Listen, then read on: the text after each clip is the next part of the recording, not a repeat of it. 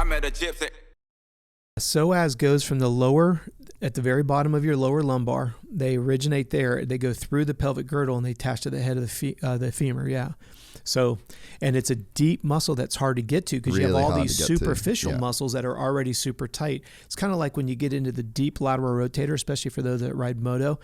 Here we come into the corner. We know we should have that foot turned inward. Yeah. Well, imagine this is my leg, right? Here's the head of my femur up in my pelvic girdle.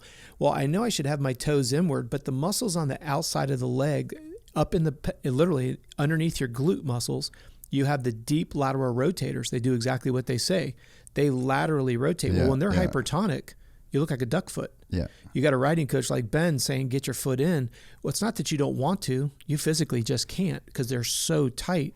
The problem is people will foam roll or trigger point. They think they're doing deep lateral rotators. You haven't gotten through the superficial muscles, which is gluteus maximus and minimus, your two butt muscles. Yeah. Those are so damn tight that you don't get deep enough, so you keep dabbing your foot and you're like, what the hell's going on? Well, funny that you should say that too. Like, so with BT, we're doing like the coaching and then he's like, point your toe in or whatever. Yeah. And so I was like, oh, so why? Like, what's going on? Like, he's like, oh, because it keeps the connection. And I was like, all right, I've thought about this a lot as well. And I was like, I feel like there's an easier way for this to be explained. And so I was like, all right. So I got him to put his foot up and then I said, now rotate your foot outwards. And then I pushed his leg. And then he's like, yeah, see? And I'm like, rotate inwards. And then it was much tighter. And I'm like, by rotating your toe inwards, pointing inwards, you're contracting the muscles that are on the inside of your pelvis. So like your hip flexors and your like adductors. And then I was like, so if you can contract that, then you're actively like there's a muscle supporting the inside of the bike. Whereas if you point outwards, you're like any movement is going to head the direction of the contraction. Well, for the listeners, if you're not able to watch this on YouTube, stand straight up and literally just move your feet in your shoes or on the ground. Torque your feet inward. That's what we call a medial torque.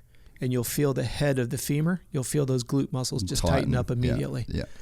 And this is why when Prado was talking about the idea when he was talking to himself that he's too far forward on the bike or his feet aren't right, it's those little small awarenesses. I don't say this to sound sarcastic at all, but think about when was the last time you got a foot massage or a hand massage? Yeah.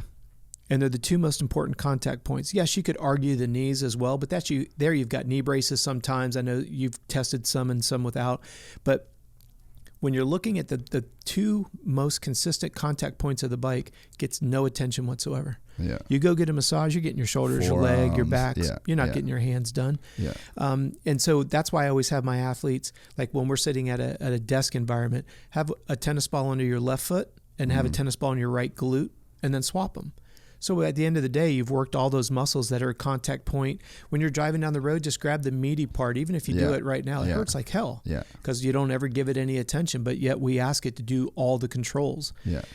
It's just little things like that. But again, I love your question as to why. That's what I want the listeners. Ask why. But there is like biomechanical reasons. There's a reason for everything. For certain thing. And it's like it's a technique. Yeah.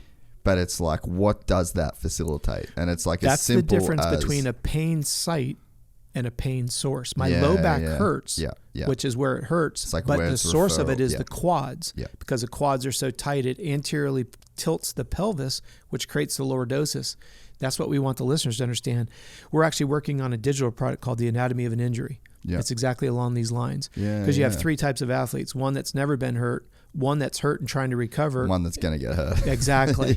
And that's where we get into that age spectrum all over again. Yeah. But the idea is it's like, if I can get you to understand why, then you'll go do the strength training, whether it's the analogy of a big bore motor, able to go faster.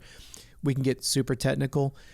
What a lot of people don't realize is when we lift weights, we think about just the primary muscle that it's strengthening. But you also have to think about two other things. Secondary muscle groups. So when the primary are getting fatigued, secondary step up. And you also have to think about it from a neuromuscular. If you go to lift a gallon of milk, over the years, your brain's begun to realize that a full gallon of milk is 8 pounds. Yeah. It's half empty. The neuromuscular message is going to shoot 8 pounds of lift. It's only 4. So what happens? You ram it across the top. That's the best example, and I've used it every time I've ever been asked about it. It's the easiest way for people to understand the neuromuscular benefits of lifting weights.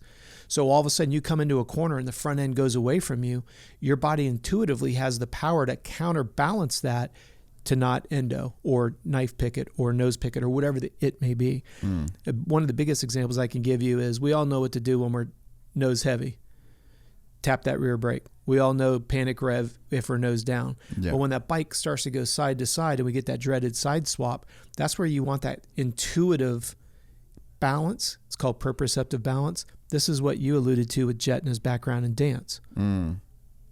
As much as we joke about him being able to hip hop and all that, watch him on the motorcycle. Yeah, yeah. Well, dude, it's the same as Lomachenko in boxing. Yes. Like his dad made him quit boxing for a couple of years. Wow. And joined the Russian Ballet Academy. There you go. And the dude, like the way that he moves and cuts angles, like he's just invisible. It's unbelievable. Yeah. Which goes back to what Deegan said. We've done a little bit of everything. Yeah. We can't tell you it's the right way, but right now it's looking pretty good that we might be on the right path. Yeah. And I'm glad to hear him say that because again, it goes back to there's not a one shoe fits all. There's not a one riding style. There's not a one technique of anything. Selfishly for me, that's why I love and appreciate these types of opportunities to talk about it, because I want people to understand there is a methodology behind the madness. As much as I get teased about being the mad scientist, it's stop treating everybody like they're incompetent. If your low back hurts, just understand you probably should foam roll your quads. Now, if you want to talk about what's tight, I'll go through all the anatomy with you. And that's why we want to do this digital product. Most people are like, this is what hurts. What do I need to do to fix it? See you tomorrow. Yeah. If you want to get into the nitty gritty, we're going to have it in there for those that want that info. And it's going to be digital as well as print. And because I have a massage therapy background, I want to educate the physiology because you can offset it if you know what's causing it.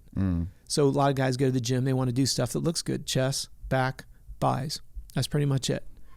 But if I can get you to understand that all movement on a motorcycle is in a three-dimensional plane, on a motorcycle we have a left and a right peg, above and below the seat, and front and behind the pegs. Then you get this human body that jumps on it, moves in the exact same level. Left leg, right leg, above the belly button, below the belly button, front and a back. Well, if you yin and yang against that motorcycle, you're screwed.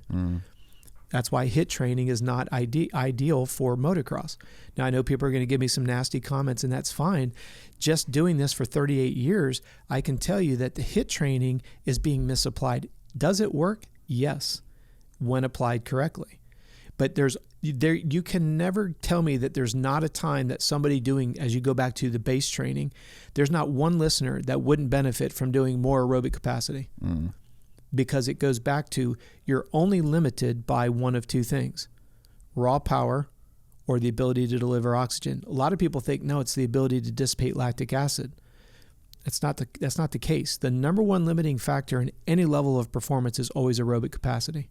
Now, when you watch these top marathoners almost break the 2-hour mark, it almost seems like it's no aerobic base. It's all aerobic base. Yeah. If you look at their heart rate numbers, it's insane what they're running a 420 at. Yeah.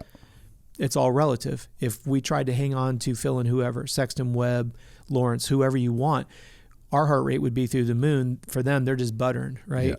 Equipment, their whole flojo, the whole base. It's all base. Yeah. It's always going to be, and that's why it goes back to what we said at the beginning of today's conversation. I don't care if you're on a 65, you've got to be strong and flexible and have a good aerobic engine, all the way to the vet rider, all the way to the pro. Yeah. It's just how that's being utilized. A 450 rider just indoors needs to be able to do 20 minutes. And if you go and you look at the heart rate, it comes up on a very gradual. A lot of people don't realize that. They think when you're in the best aerobic capacity, it's going to take the heart rate a little bit longer to get up. We're excited to announce the launch of our new membership site, gypsytales.com, packed with exclusive content and perks that you won't find anywhere else. This is your chance to become a part of the Gypsy Gang. And as a special bonus, if you sign up to an annual membership, you'll be entered into the draw to win our custom-built TC125. Gypsy Gang.